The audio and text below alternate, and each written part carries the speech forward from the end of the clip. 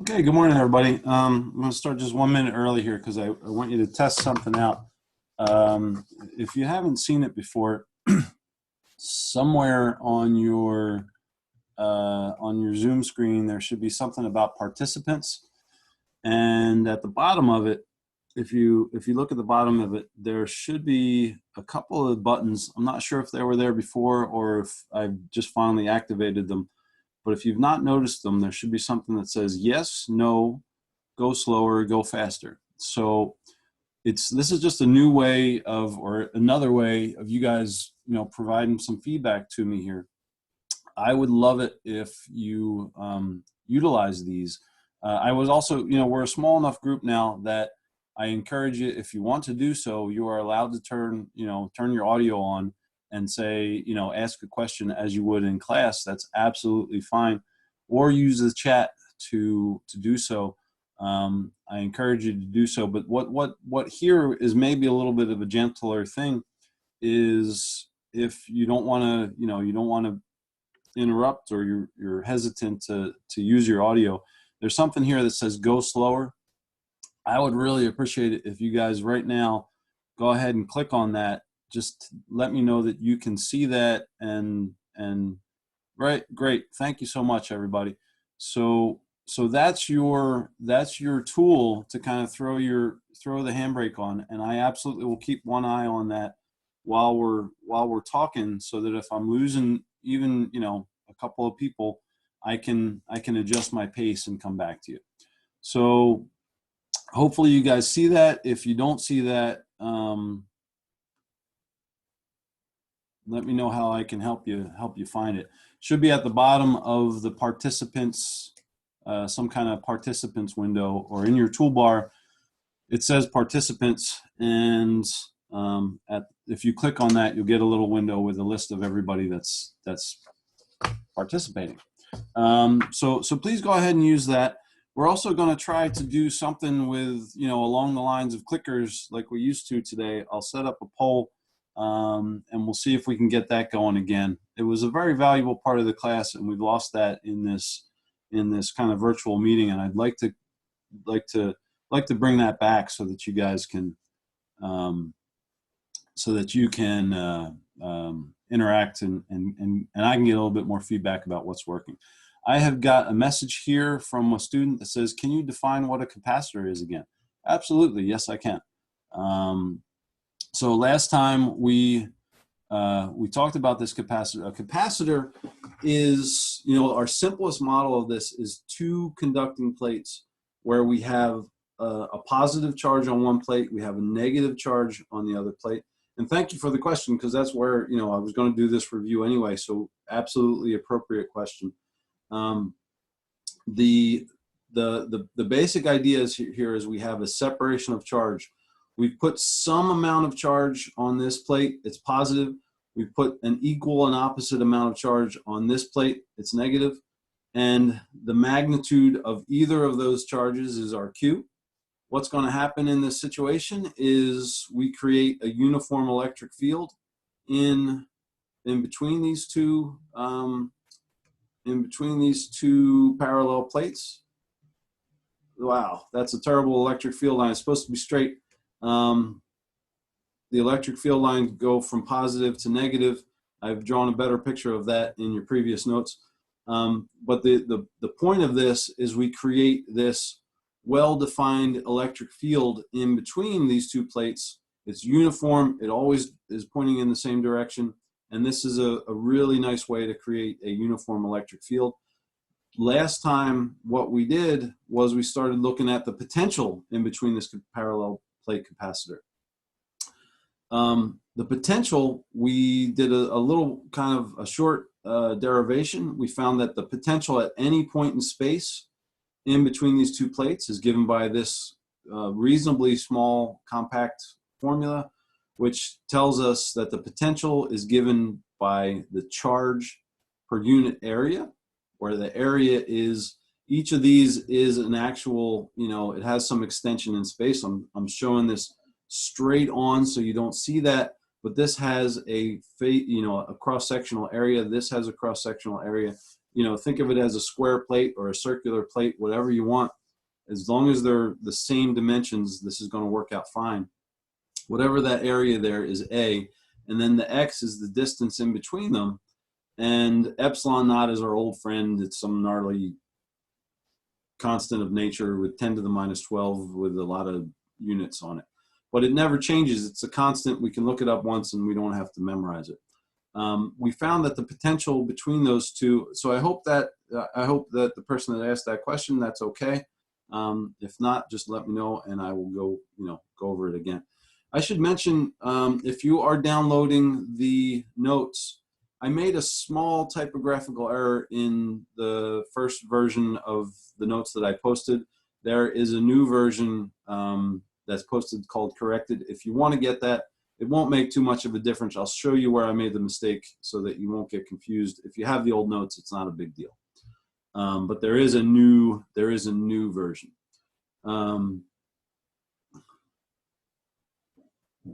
So I have another question that says, so would the place you put a battery into something be defined as a capacitor since there's an area of positive charge and negative charge?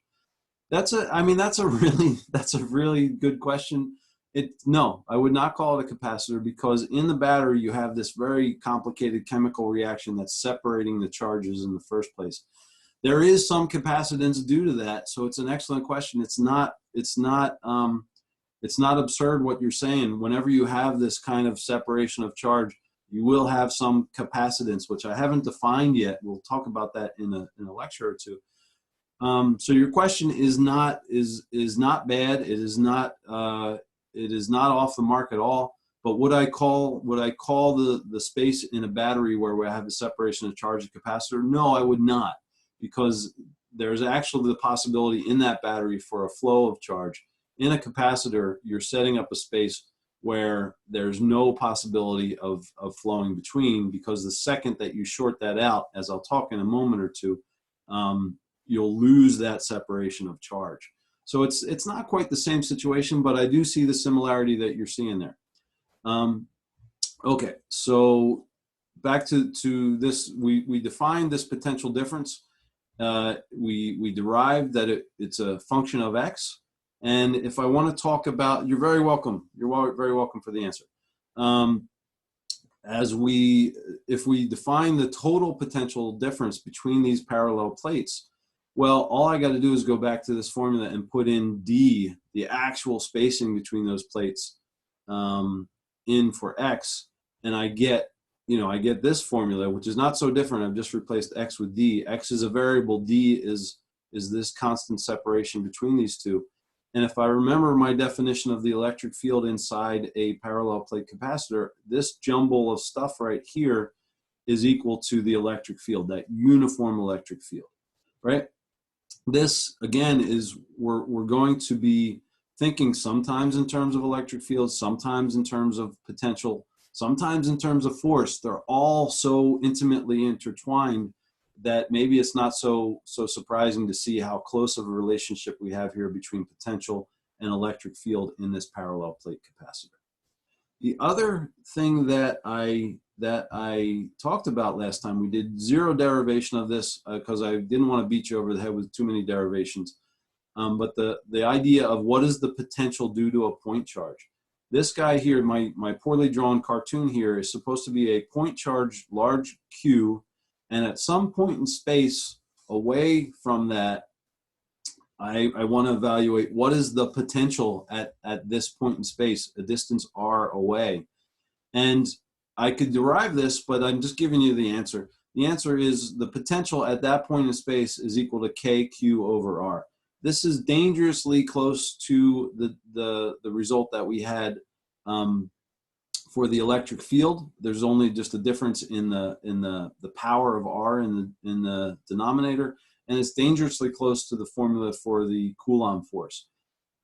Why is it so dangerously close that we can get them confused? Because they're all so closely intertwined. They're all really kind of describing this, these interactions of charged particles, but from three different perspectives. So maybe it's not so unusual that the formulas that describe these are going to have some similarities. But you have to, so there's power in that in the sense that it tells you that these are all very closely intertwined ideas, but there's danger in it in the sense that which equation am I going to use when I actually solve something? You really have to pay attention to what you're doing. So the last thing I introduced was this idea of equipotential lines. And this is the idea that, okay, in this situation, all this depends on K is a constant, Q is a constant for this particular particle. This particle has a set charge on it. The only thing that can change is R, and R on a circle around this point charge would all be the same number, right? If I go to this point here, it has the same R. If I go to this point here, it has the same R. And if I imagine that as a circle around this, then anywhere along these circles, the R is the same, so the potential is going to be the same. And I introduced this kind of horrible jargon, equipotential lines. Let me see if I can make my notes a little bit bigger. And these are just lines of constant potential. The thing I very briefly talked about last time is, notice that in this particular case, if I also draw in a few of the electric field lines, remember for a point charge, the electric field lines radiate out to infinity in all directions. I'm only drawing 3 of these lines. You have to imagine that they're going everywhere in this radial direction out from the point charge. But I'm just drawing a few of them to help you notice that at each point that an equipotential line, a constant potential line, crosses an electric field line, they're going to be perpendicular. They are going to, sorry with my weird background, they're going to be completely perpendicular to each other. They're going to be transverse to each other. That's a general feature in every single electric field line and constant potential line drawing that we're going to do. That's going to be a general feature, always true. The thing I didn't mention last time, and it's actually pretty cool, it's one new feature. We get, thank you for the compliment on the background. I will use this background in a moment. It's not just for, it's not just to hypnotize you with this, crazy lines. This is a electric field line and constant potential line as well. And we'll get to this more complicated one in a moment. But what I want to point to on this is we have the electric field lines going in this direction. We know that the electric field line radiates out from a positive point charge. So that's not a surprise. What's going to be interesting here is that the direction of the electric field line is always going to point from higher to lower potential. I can think of this in 2 ways. One is the electric field close to the point charge is large, and as we get farther away from the point charge, it's going to get smaller. So I know that it points in this direction and it goes from higher to lower potential. Or I can just go back mathematically and look at the 1 over R distribution here. This 1 over R, it's not a distribution, this 1 over R formula. And the smaller R is, the larger V is. So the closer that I get to the source, the smaller V gets. The closer I get to the source, the smaller R gets, the larger V gets. And again, this is another way of saying that the potential is larger as I get closer to the charge, and it's smaller as it gets out there. Okay, so that's our 3 kind of new rules that we're building into these schematics. Let me show you a new electric field and equipotential line drawing. We have our old friend, the parallel plate capacitor, because we know and love this. It's such a a simple setup where the electric field is this beautiful uniform distribution. It points from positive to negative, positive to negative, positive to negative. It has a constant value in that region that we saw last time. I think, if I remember off the top of my head, is Q over A divided by epsilon naught. It has this set value that we can calculate very easily. And the potential in this terms is we can rewrite this in terms of the electric field. V equals EX. That E is not going to change. The electric field is the same everywhere in this parallel plate capacitor. That's why we love parallel plate capacitors, is it's this uniform constant field. So the potential only depends on the position from here to here, that X distance from left to right between the 2 parallel plates. And because of that, anywhere where the X is the same, the potential is going to be the same. That's what these red lines are supposed to signify, is places where we have constant potential. So our lines of constant potential, our lines of our equipotential lines, are these lines that are, again, perpendicular to the electric field lines. And again, we're going to have this nice situation that the direction of E points from higher to lower potential, higher to lower potential, higher to lower potential, higher to lower potential. Okay, so I'm going to pause here for a second and see if anybody has any questions. Otherwise, oh, I forgot. I have one more complicated electric field line map here. So this is my attempt to draw this thing that's on the, on the background behind me right here. So we remember our dipole field has a positive point charge and a negative point charge. The electric field lines, which are shown in blue, are starting on the positive, ending on the negative, starting on the positive, ending on the negative, starting on the positive, ending on the negative, radiating outward here to infinity, radiating outward here and coming back, landing on that negative point charge. The only new thing here is I've drawn these red circles, or these red lines. They're not actually circles, they're distorted a bit, and you can see that a bit better in the diagram behind me. Those perpendicular lines are our constant potential lines. So for example, here, if I walk along this line right here, nothing changes in the potential. The potential number is going to be constant along that line. If I walk along this line, the potential is going to be constant along that line.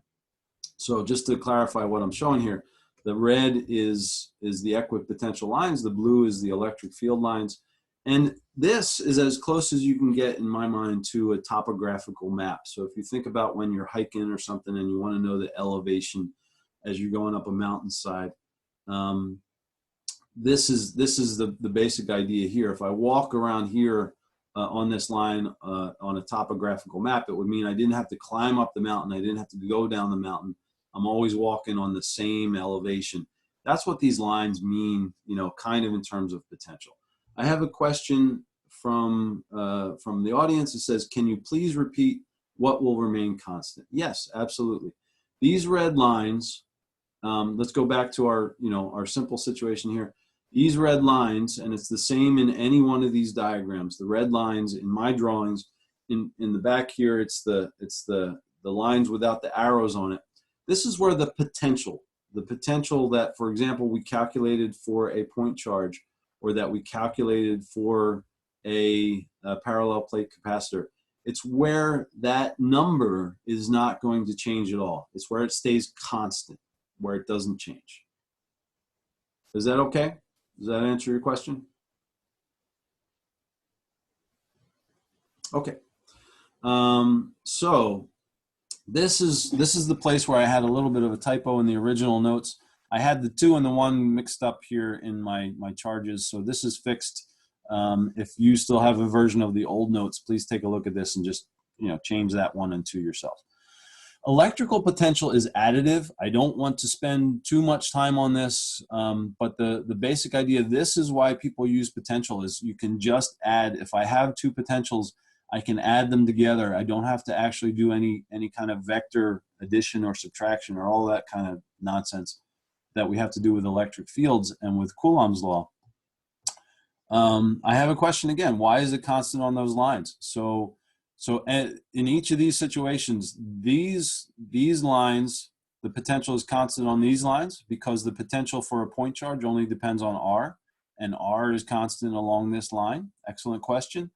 In the parallel plate capacitor, the potential only depends. The only thing that can change in this is X. The E is constant inside the parallel plate capacitor. That's not in general, but inside the parallel plate capacitor, E is one number. It doesn't change. It's a uniform field. That's why we like those parallel plate capacitors. So the only thing that can change here is the X. So this is a line of constant X. It's where X doesn't change. This is a line of constant X. It doesn't change. And here, this is a little bit more complicated. You would actually have to map this out. I don't have a simple algebraic formula to calculate this, but this is what you would have if you actually took a voltmeter and measured the potential at different points in space. It's just where the number doesn't change. Okay, you're welcome. I'm glad that helped. Okay, so getting back to our electrical potential is additive. If I have a bunch of potentials, I can just add them together. And what does that mean? Well, here's a simple example. I think I'm copying this straight from the book. I don't remember, or maybe I made it up myself. I don't remember. But if we have 2 point charges, 2 source charges, a Q1 and a Q2, the Q1 and Q2 are 3 centimeters apart, and then there's some distance from Q1 to the point in space where you want to evaluate the potential, and there's some distance R2 from this charge 2 to the point in space where you want to evaluate the potential.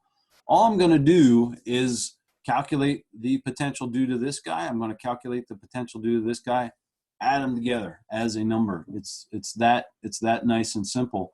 What do I know about this? Q1 is 2 coulombs, Q2 is -1 coulombs, and this distance here, I'd have to do a little bit of Pythagorean theorem. So what this is going to do is, I know that this R is 4 centimeters. I know this is 3 centimeters. 4 centimeters squared plus 3 centimeters squared gives me 5 centimeters. That's the distance that I want to use in the denominator for this potential. That's the distance here that I want to use for R1 is 4 centimeters. So I can go over to my formula. This is the potential for the first point charge. This is the potential for the second point charge. I put in those numbers, 2 times 10 to the -9 coulombs, 1 times 10 to the -9 coulombs. I put in the R, I do a calculator exercise, and I get a number. The number here, if I did it right, I'll count on you guys to check me. I got 140 volts. So that's, long story short, the beauty of this potential is I can just calculate the potential due to the first charge. I can calculate the potential due to the second charge, and I can just add them together, and they're going to be that simple and easy. When you look at this, you might say to me, hey, this looks awful. This looks like a hard thing to do. Well, try to do this in 2 or 3 dimensions with an electric field, and it becomes even more gnarly.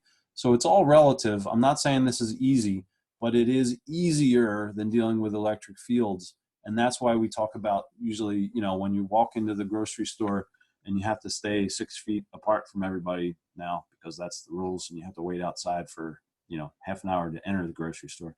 But once you go in there and you're buying a battery, the battery says, it talks about voltage, it talks about potential difference. It doesn't talk about the electric field. That's why. It's because of this simplicity of adding of potentials. So I hope that helps. How did the excellent question. So how did the units end up being volts from all that? Great question from Fran. So all I can say is this guy here, I'm a bit lazy here, Fran, so you're calling me on it. I didn't put the units in here because of my mantra of I put everything in SI, and I'm going to trust that everything comes out in SI in the end. I'll try my best to work through this, but it's one of the painful things that if I know that I chose SI in the first place, I'm going to get SI in the end. Voltage potential is going to result in a unit of volts. That's the SI unit of potential. So I know I'm going to get that as long as I use the SI value of K, which is Coulomb's constant, 9 times 10 to the 9th, somethings.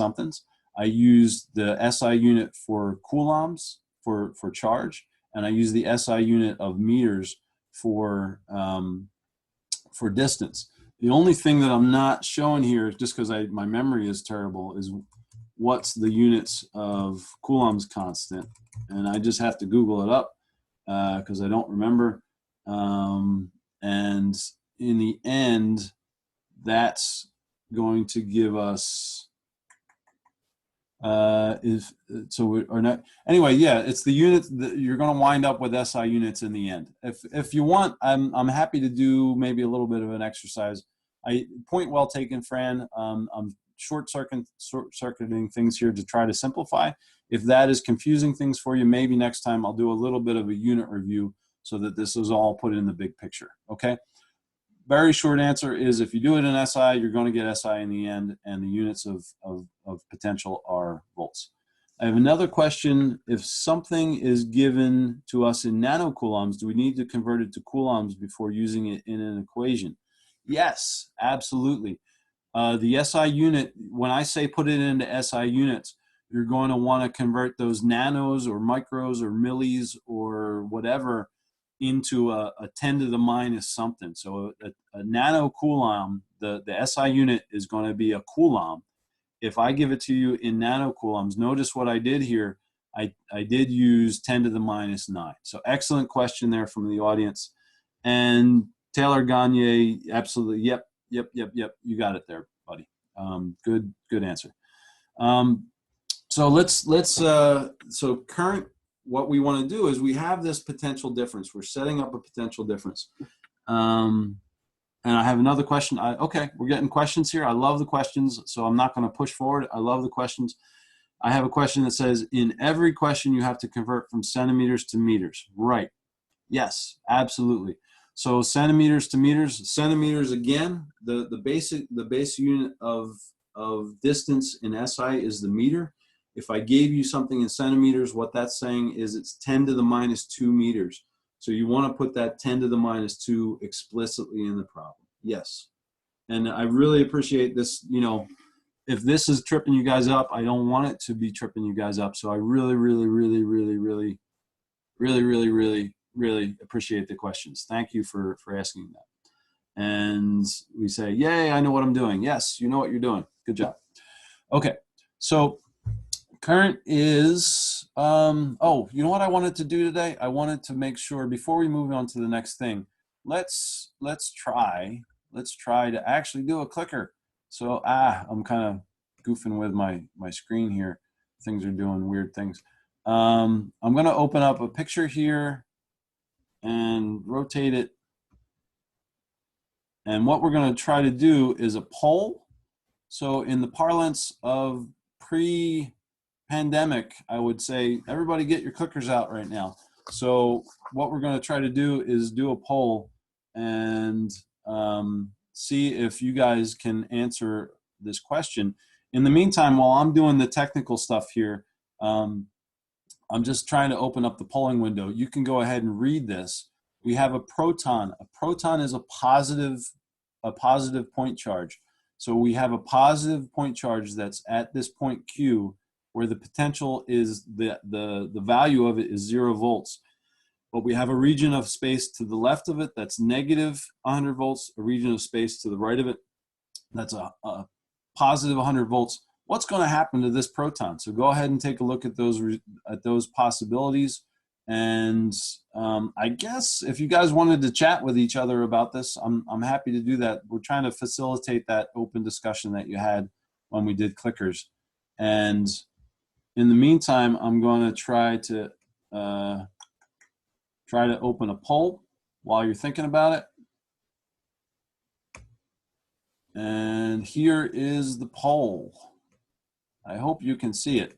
I think you can see it because I can see some people answering. I don't know if you can see my screen or not, but I can see you answering. We got some A's, we got some B's, we got some C's, we got some D's, we got some E's. So go ahead and please let me know, what do you think? So far, I think I have 65% of the people have voted. And I guess you could probably change your answer if you want. I think that has that ability.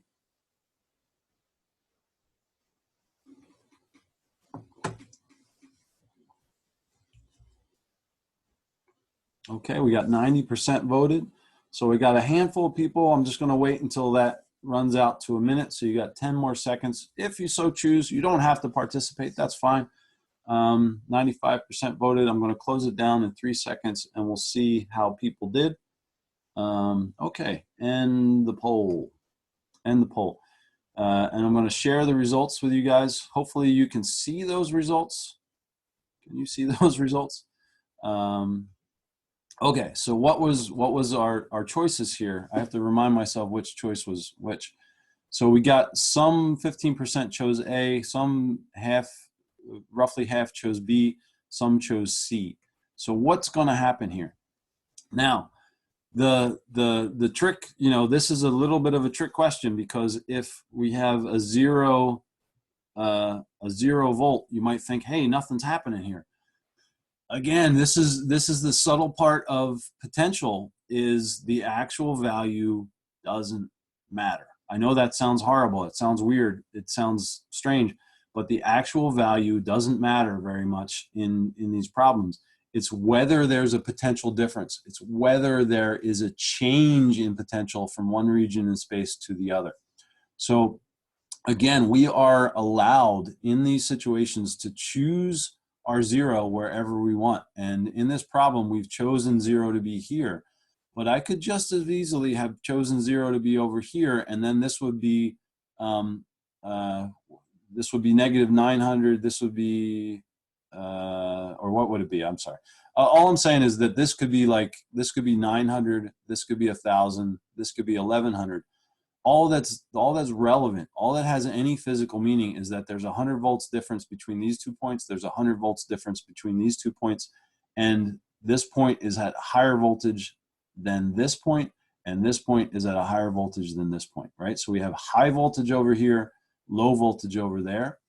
If you think about this in terms of what voltage is coming from, it's coming from potential energy. So potential energy, if I have high potential up here, if I thought about this as like falling from a high potential, and maybe if I rotate this on its side like this, if I go from a high potential to a lower potential, if I have a positive point charge, it wants to go from a high potential to a low potential. So if I started here, it's going to want to go from that zero potential to a lower potential. Even though this is zero, you think, oh, maybe nothing happens. Nope, you have a higher potential here than you have there, so it's going to fall. And that positive, you know, that positive charge is going to be impacted in that way. The tricky part about this is if I had a negative charge, it's going to do the opposite. So whenever I do these problems, I always think a positive charge is going to go from high potential to low potential, and then the negative charge is going to do the opposite of that. So that's usually how I ground myself in these problems. The next part of this, differing between B and C, well, this guy is going to go from a high potential to a low potential. It's moving along an electric field line. I know I'm asking you to think of so many things at one time, but it's a potential difference means there's an electric field. That electric field points from high potential to low potential. And remember, an electric field is proportional to the force. So we have a force on that charge pointing in this direction. A force means it's going to accelerate. It's going to speed up. So our correct answer is C. It moves towards P with an increasing speed. I hope that so we had a small percentage of the class getting that right, 38%.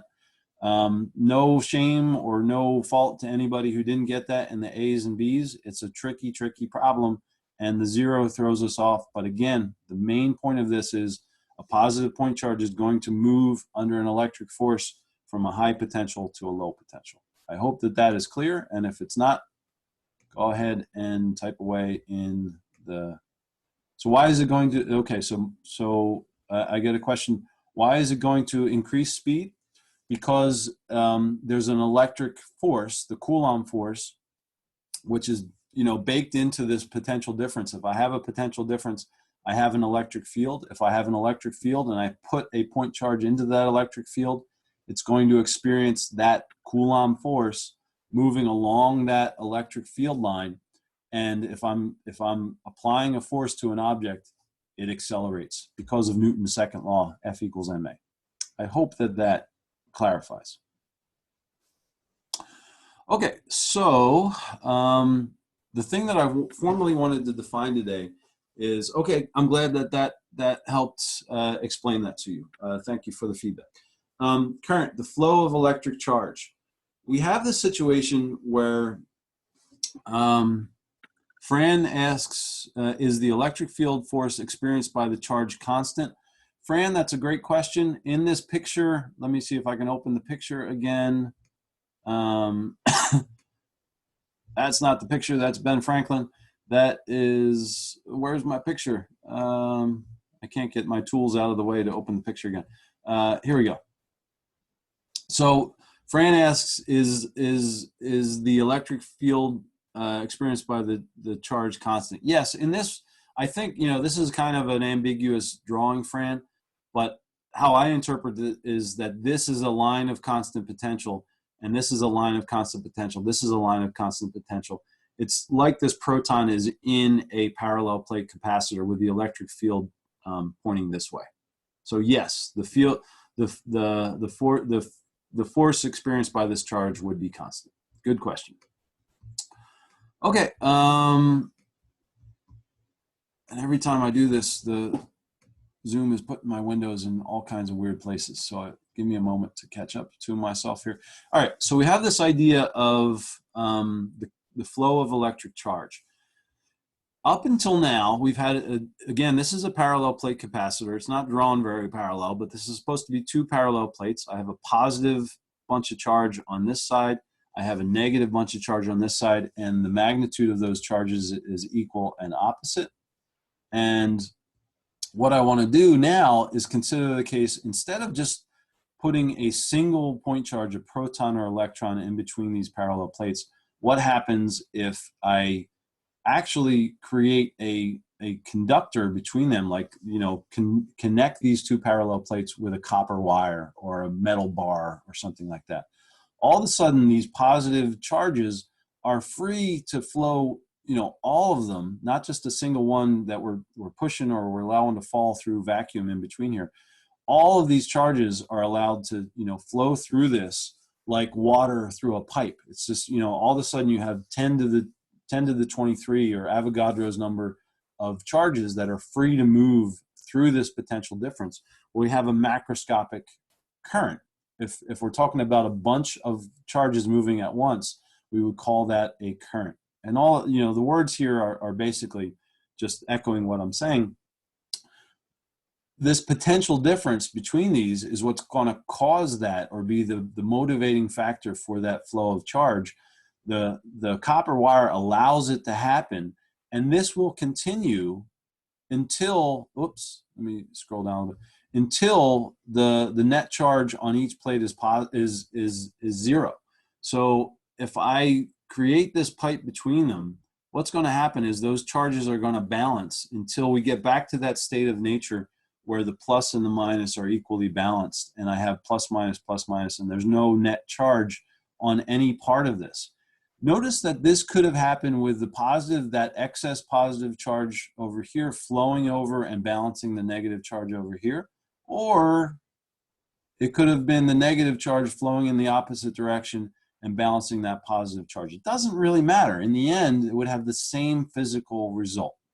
But that's what's going to happen anytime we set up these large potential differences. Again, with a storm cloud, we have a potential difference between the storm cloud and the ground. And how are we going to resolve that potential difference?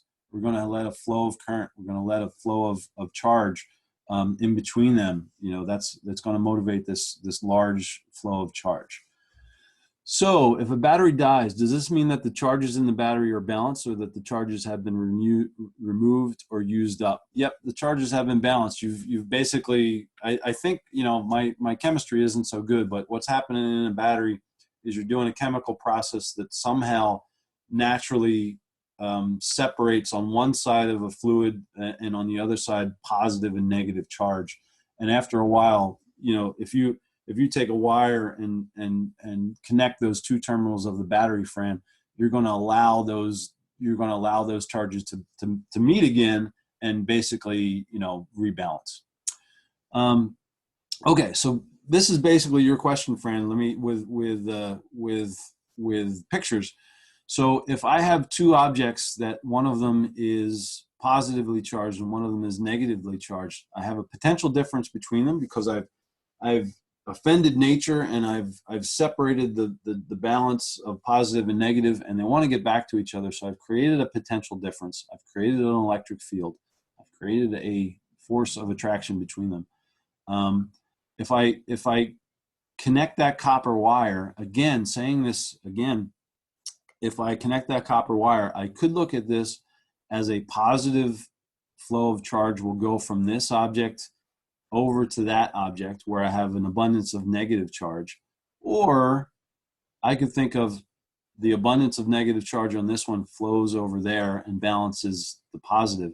In the end, the net result will be that you have a balance of that positive and negative charge.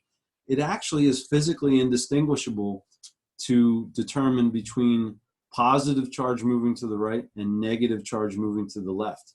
It's like, you know, this is a poor analogy and I hope this helps, but it's like when if I say I'm going to add two positive numbers, 10 plus 2 equals 12, I could also say 10 minus negative 2 equals 12. It's like that, right? The negative of a negative is a positive. So this kind of physical situation, it's indistinguishable. If I go into the lab, it's very difficult to tell the difference of these unless I go down to the microscopic level and I look at whether this is a proton or an electron. Electrons weren't discovered until the late 1800s. Protons weren't discovered until the early 1900s. And the convention that we are stuck with was that whenever we have this flow of current, according to Ben Franklin, he chose the convention that it was a flow of positive charge carriers. I told you guys on the very first day of electrostatics that the basic positive charge carrier would be the proton. It's extremely hard to get a proton out of a nucleus. It's extremely easy to get an electron out of that electron cloud around in the atom. In 99% of the cases that we're going to deal with, it's going to be an electron that is the charge carrier.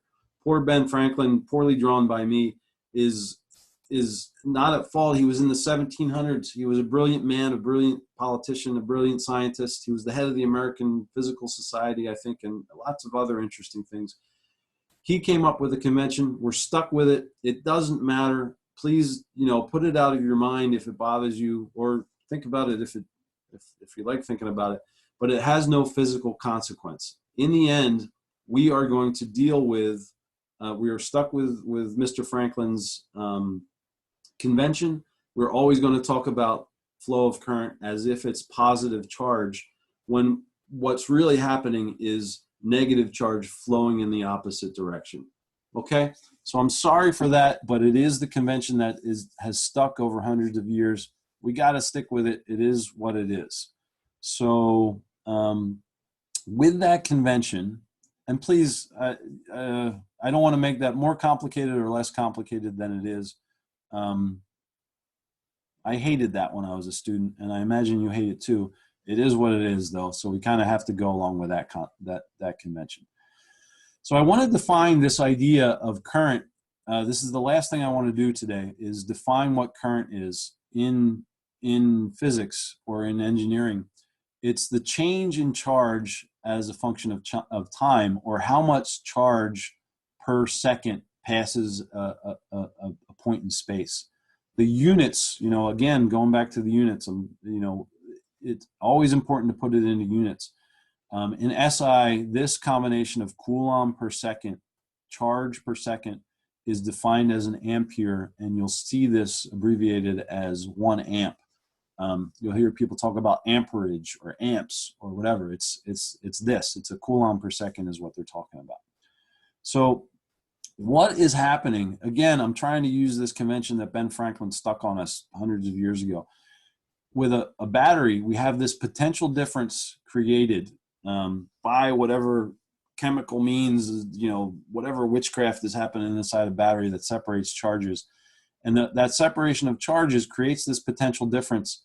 I can cause a current to flow from this high potential to the low potential. Again, remember, we're saying that positive charges flow from, or will want to move from high potential to low potential, just like in gravitational potential energy, an object at high potential energy will want to move to low potential energy. It's a weak analogy, but it's a powerful one.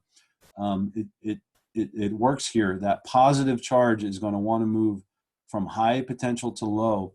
In the process, it falls through this potential difference, delta V. What's going to happen to this wire as those charges bang through the copper lattice, you know, and hit copper atoms as it's going. They're going to heat that wire up, right? And in the process, my analogy that I'm kind of over and over and over again using is we're dropping these positive charges from high potential to low potential. In that, it's banging through the atoms of this copper wire, and it will heat them up, right? That banging, what we're going to do is we're going to formalize that next time as the resistance of the wire. It will be different for different wires, for different sizes of wires, for different materials, but those charges will have some resistance as it's going through. We can do something very useful with those falling charges. Just as when water falls over a dam, we can use that to turn a turbine or to turn a flour mill or something like that, and use that kinetic energy to do something useful. We can do something useful with this kinetic energy of these falling charges. I do want to mention very briefly that the delta V in a battery sometimes is called an EMF. It's short for electromotive force. I will not use that term very often, but you might see it in your textbook, so I don't want you to be too worried about it. It's referring to the potential difference of that battery. So what can we do with that useful energy, that useful kinetic energy as it bangs through materials? Well, we could introduce a material where it bangs a lot more and heats up a lot more. Each time that one of those charges is banging into the lattice or banging into the material, it heats it up a little bit. And I'm throwing millions and millions and millions of charges when we're doing this. If we have a good material that doesn't allow the passage of those charges very easily, it will heat up and it will, for example, glow. And this is, the simple beauty of a light bulb. That's what's happening. You have this tungsten filament. The charges are passing through it, banging onto that tungsten lattice, heating it up, and then it's going to glow just because it got hot. And when things get hot, they glow. So the last thing that I want to mention in this is we're going to lay the groundworks now for what we're going to cover next time, which is Kirchhoff's laws. And one of the basic ideas here is that in this circuit, this very simple, beautiful circuit where I have charge coming from this high potential, falling through this light bulb, banging at the light bulb, heating it up so that it glows. In this, it's very nice to think about this, very powerful to think about it this way, that this bunch of charges is some kind of electric fluid, and that fluid is going to have the same value at any point in this pipe. It can't get in or out of this pipe. The charges can't get in or out of this circuit. They can't be created. They can't be destroyed. They can lose energy as they're banging through this light bulb, but they're not going to disappear. They're not going to stack up and collect in some region of that circuit and build up a charge in that region. It's always moving. So one of the basic ideas of circuit theory that we're going to delve into next time is this idea that the current inside that circuit is constant at every point in the circuit. The current into that light bulb is equal to the current out of that light bulb. The current at this point is equal to the current at that point. That charge is not going to be created or destroyed at any point in this circuit. And that's one of our basic tenets that we're going to build on as we start to analyze more complicated circuits. So I'll stop there. We have a couple of minutes before the class is over. I don't want to, like we did in previous times, I don't want to keep you late. But if you have questions, now's the time to ask it. If you have any comments or requests for further clarification, I'm happy to do it. And if not, I'm happy to see you all, and I hope you have a great weekend.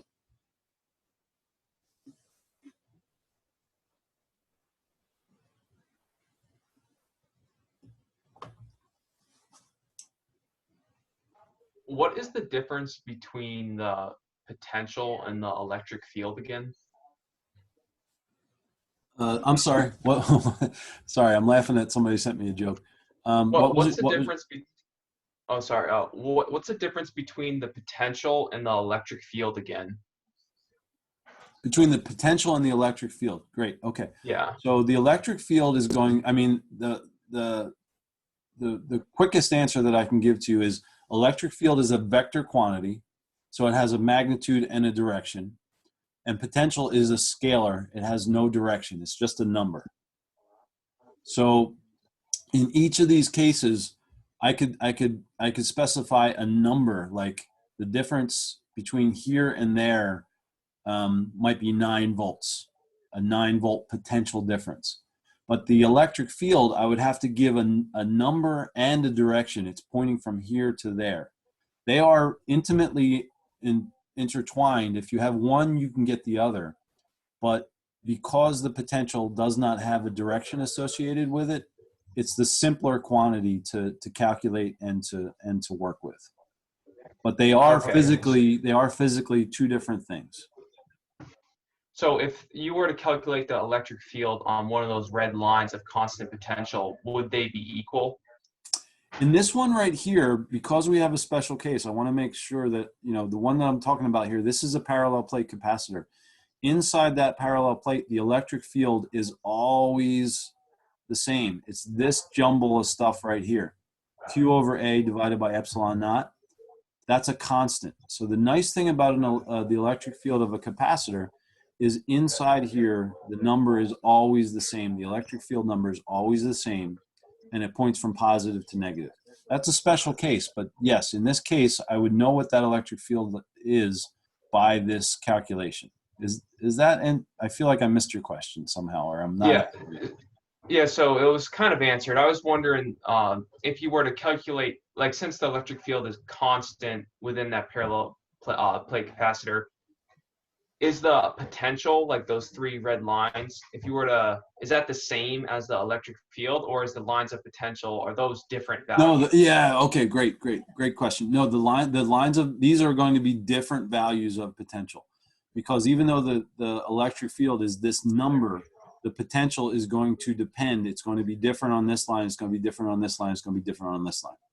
Because of this Okay. formula right here, it's going to be explicitly dependent on that X, on how far you've gotten from one plate to the other. Yep, three different numbers. Every single value of X would have a different value of potential, and every single point in this space would have the exact same value of E. It's an interesting phenomenon right there. Yep, but you're right. Great, thanks. Okay, you're welcome. Let me see if I can get the last couple questions here. If the current is defined in units of amps and amp is charge over time, how can we say that charge does not change and current is constant when we are defining current in terms of change in charge? Taylor, let me see. How can we say the charge does not change? The charge is moving, but for example, let me see. I mean, I will get into this a little bit more next time, Taylor, so maybe I could ask for your patience. But for example, here, the charge is changing, yes. But if we have a constant current, then the same number of charges are moving past a particular point in space every second, right? If I look at how many charges pass through in the first second, and then I close my eyes and I come back and I look at between the 5th and the 6th second, it's going to be the same number of charges. So yes, it is a dynamic situation, but it's a dynamic situation where the rate of changing is the same. I hope that helps, and if it doesn't, I absolutely will explain it a little bit better next time.